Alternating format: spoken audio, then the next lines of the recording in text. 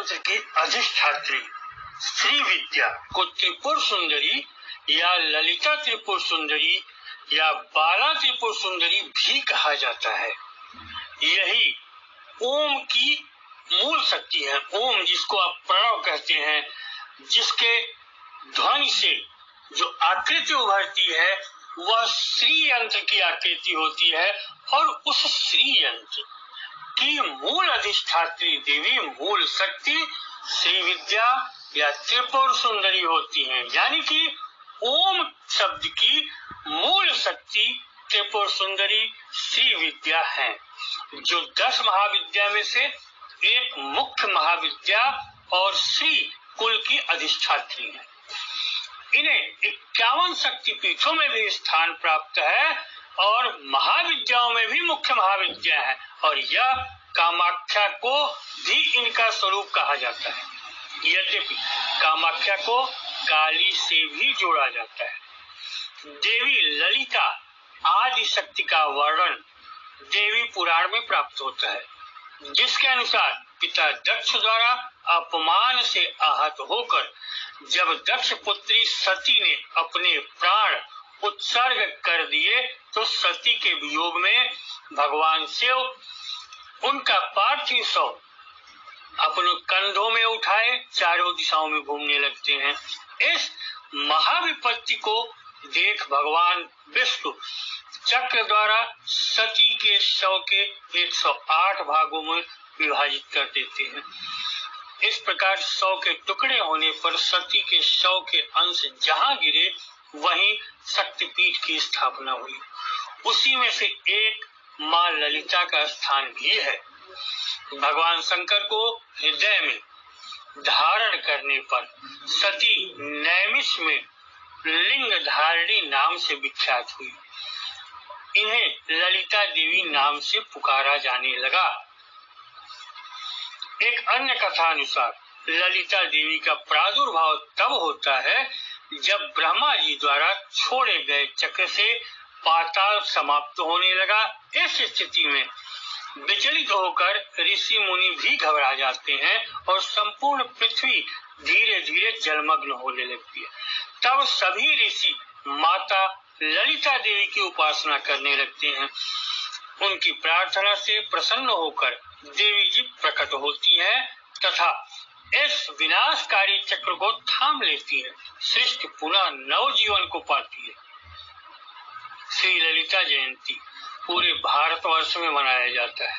पौराणिक मान्यता अनुसार इस दिन देवी ललिता भांडा नामक राक्षस को मारने के लिए अवतार लेती है। राक्षस भांडा कामदेव के शरीर के राख से उत्पन्न होता है। इस दिन भक्तगण षोडशोपचार विधि से मां ललिता का पूजन करते हैं। इस दिन मां ललिता के साथ स्कंद माता और शिव शंकर की भी शास्त्रानुसार पूजा की जाती है। श्री ललिता पूजा देवी ललिता जी का ध्यान बहुत ही उज्जवल है, वो प्रकाशमान है। माँ की पूजा 3 स्वरूपों में होती है। बाल सुंदरी 8 वर्षीय कन्या के रूप में, खोडसी त्रिपुर सुंदरी 16 वर्षीय युवती के रूप में, ललिता त्रिपुर सुंदरी युवा स्वरूप में। माँ की दीक्षा और साधना भी इसी क्रम में करनी चाहिए।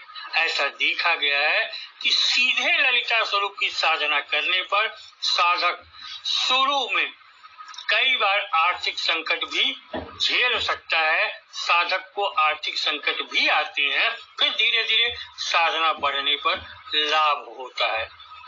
बृहद नील तंत्र के अनुसार काली के 2 भेद कहे गए हैं, कृष्ण वर्ण और रक्त वर्ण।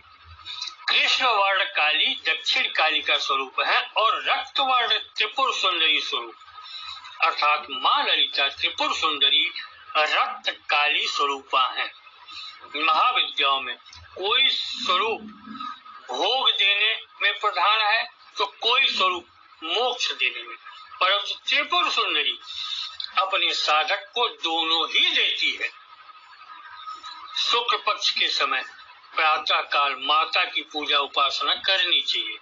कालिका पुराण के अनुसार ललिता देवी की पूजा से समृद्धि की प्राप्ति होती है।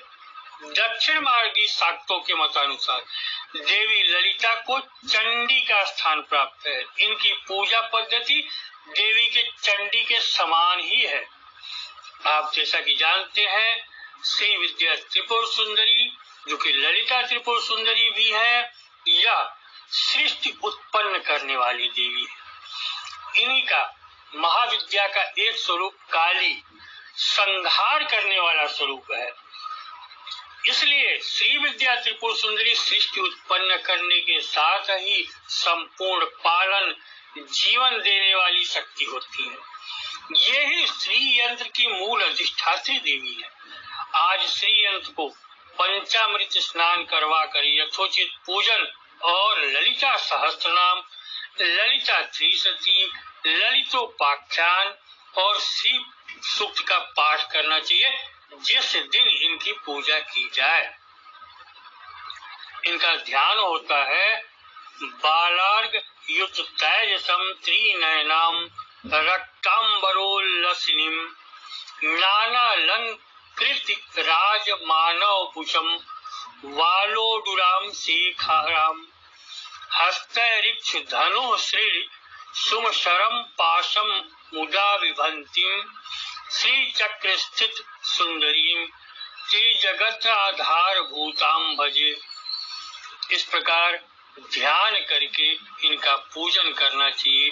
इनका मंत्र होता है ओम श्रीम ह्रीम क्लीम ऐं सौं ओम ह्रीम श्रीम क ईल ह्रीम हस कहल ह्रीम सकल ह्रीम सौं ऐं क्लीम ह्रीम श्रीम नमः।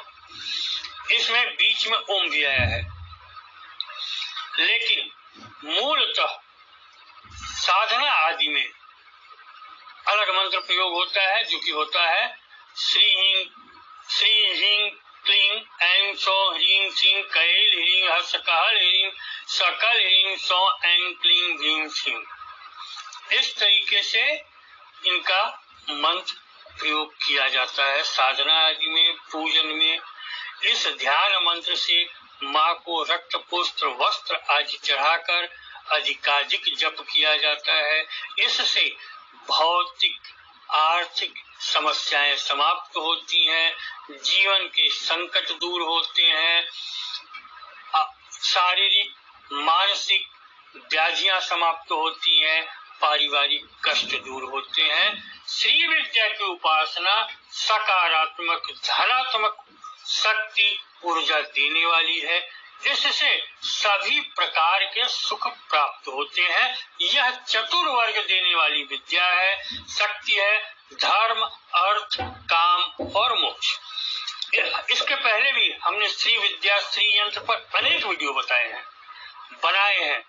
इसमें हमने विशेष रूप से केवल ललिता त्रिपुर सुंदरी के बारे में बताया। श्री यंत्र की अधिष्ठात्री श्री विद्या को त्रिपुर सुंदरी या ललिता त्रिपुर सुंदरी या बाला त्रिपुर सुंदरी भी कहा जाता है। यही ओम की मूल शक्ति है। ओम जिसको आप प्रणव कहते हैं, जिसके ध्वनि से जो आकृति उभरती है वह श्री यंत्र की आकृति होती है, और उस श्री यंत्र की मूल अधिष्ठात्री देवी मूल शक्ति श्री विद्या या त्रिपुर सुंदरी होती है। यानी कि ओम शब्द की मूल शक्ति त्रिपुर सुंदरी श्री विद्या है, जो 10 महाविद्या में से एक मुख्य महाविद्या और श्री कुल की अधिष्ठात्री है। इन्हें 51 शक्ति पीठों में भी स्थान प्राप्त है और महाविद्याओं में भी मुख्य महाविद्या है, और यह कामाख्या को भी इनका स्वरूप कहा जाता है। यद्यपि कामाख्या को काली से भी जोड़ा जाता है। देवी ललिता आदि शक्ति का वर्णन देवी पुराण में प्राप्त होता है, जिसके अनुसार पिता दक्ष द्वारा अपमान से आहत होकर जब दक्ष पुत्री सती ने अपने प्राण उत्सर्ग कर दिए, तो सती के वियोग में भगवान शिव उनका पार्थिव शव अपने कंधों में उठाए चारों दिशाओं में घूमने लगते हैं। इस महाविपत्ति को देख भगवान विष्णु चक्र द्वारा सती के शव के 108 भागों में विभाजित कर देते हैं। इस प्रकार 100 के टुकड़े होने पर सती के शव के अंश जहां गिरे वहीं शक्तिपीठ की स्थापना हुई। उसी में से एक मां ललिता का स्थान भी है। भगवान शंकर को हृदय में धारण करने पर सती नैमिष में लिंग धारणी नाम से विख्यात हुई। इन्हें ललिता देवी नाम से पुकारा जाने लगा। एक अन्य कथा अनुसार ललिता देवी का प्रादुर्भाव तब होता है जब ब्रह्मा जी द्वारा छोड़े गए चक्र से पाताल समाप्त होने लगा। इस स्थिति में विचलित होकर ऋषि मुनि भी घबरा जाते हैं और संपूर्ण पृथ्वी धीरे धीरे जलमग्न होने लगती है। तब सभी ऋषि माता ललिता देवी की उपासना करने लगते हैं। उनकी प्रार्थना से प्रसन्न होकर देवी जी प्रकट होती हैं तथा इस विनाशकारी चक्र को थाम लेती है। सृष्टि पुनः नवजीवन को पाती है। श्री ललिता जयंती पूरे भारतवर्ष में मनाया जाता है। पौराणिक मान्यता अनुसार इस दिन देवी ललिता भांडा नामक राक्षस को मारने के लिए अवतार लेती है। राक्षस भांडा कामदेव के शरीर के राख से उत्पन्न होता है। इस दिन भक्तगण षोडशोपचार विधि से मां ललिता का पूजन करते हैं। इस दिन मां ललिता के साथ स्कंद माता और शिव शंकर की भी शास्त्रानुसार पूजा की जाती है। श्री ललिता पूजा देवी ललिता जी का ध्यान बहुत ही उज्जवल है, वो प्रकाशमान है। माँ की पूजा 3 स्वरूपों में होती है। बाल सुंदरी 8 वर्षीय कन्या के रूप में, खोड़सी त्रिपुर सुंदरी 16 वर्षीय युवती के रूप में, ललिता त्रिपुर सुंदरी युवा स्वरूप में। माँ की दीक्षा और साधना भी इसी क्रम में करनी चाहिए। ऐसा देखा गया है कि सीधे ललिता स्वरूप की साधना करने पर साधक शुरू में कई बार आर्थिक संकट भी झेल सकता है। साधक को आर्थिक संकट भी आते हैं, फिर धीरे धीरे साधना बढ़ने पर लाभ होता है। बृहद नील तंत्र के अनुसार काली के 2 भेद कहे गए हैं, कृष्ण वर्ण और रक्त वर्ण।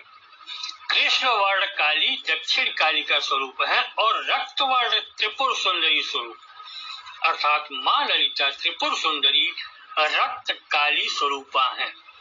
महाविद्याओं में कोई स्वरूप भोग देने में प्रधान है तो कोई स्वरूप मोक्ष देने में, परंतु त्रिपुर सुंदरी अपने साधक को दोनों ही देती है। शुक्ल पक्ष के समय प्रातः काल माता की पूजा उपासना करनी चाहिए। कालिका पुराण के अनुसार ललिता देवी की पूजा से समृद्धि की प्राप्ति होती है। दक्षिण मार्गी शाक्तों के मतानुसार देवी ललिता को चंडी का स्थान प्राप्त है। इनकी पूजा पद्धति देवी के चंडी के समान ही है। आप जैसा कि जानते हैं श्री विद्या त्रिपुर सुंदरी जो कि ललिता त्रिपुर सुंदरी भी है, या सृष्टि उत्पन्न करने वाली देवी है। इन्हीं का महाविद्या का एक स्वरूप काली संहार करने वाला स्वरूप है। इसलिए श्री विद्या त्रिपुर सुंदरी सृष्टि उत्पन्न करने के साथ ही संपूर्ण पालन जीवन देने वाली शक्ति होती है। ये ही श्री यंत्र की मूल अधिष्ठात्री देवी है।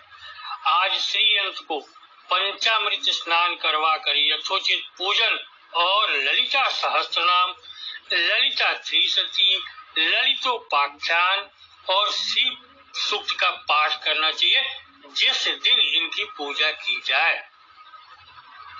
इनका ध्यान होता है बालार्घ युत तेजसम त्रिनयनाम रक्तांबरोल्लसिनीम नानालंकृत राजमानवपुषम वालोडुराम शेखाराम हस्तरिक्ष धनु श्री सुमशरम पाशम मुदा विभंतिम श्री चक्र स्थित सुंदरीम श्री जगत आधार भूताम भजे।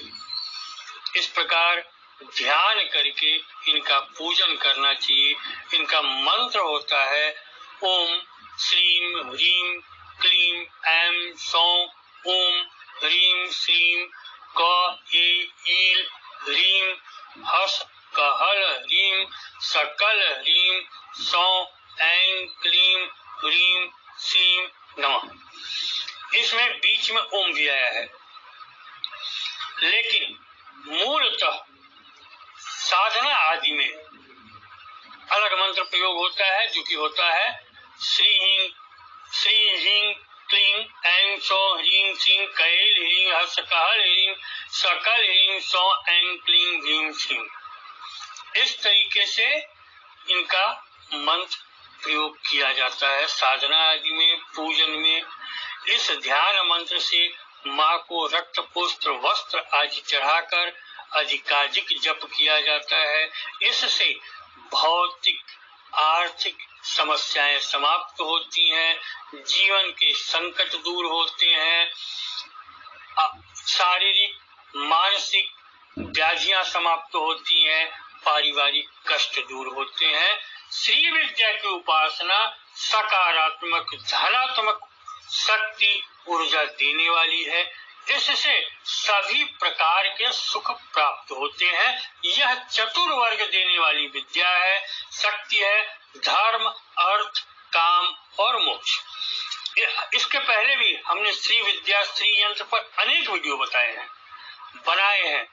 इसमें हमने विशेष रूप से केवल ललिता त्रिपुर सुंदरी के बारे में बताया। श्री यंत्र की अधिष्ठात्री श्री विद्या को त्रिपुर सुंदरी या ललिता त्रिपुर सुंदरी या बाला त्रिपुर सुंदरी भी कहा जाता है।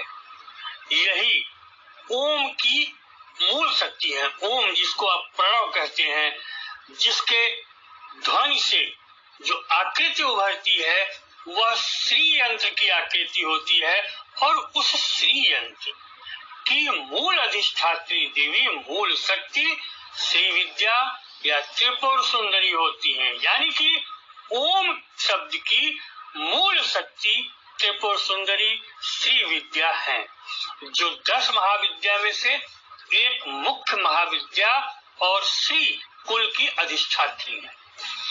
इन्हें 51 शक्तिपीठों में भी स्थान प्राप्त है और महाविद्याओं में भी मुख्य महाविद्या है।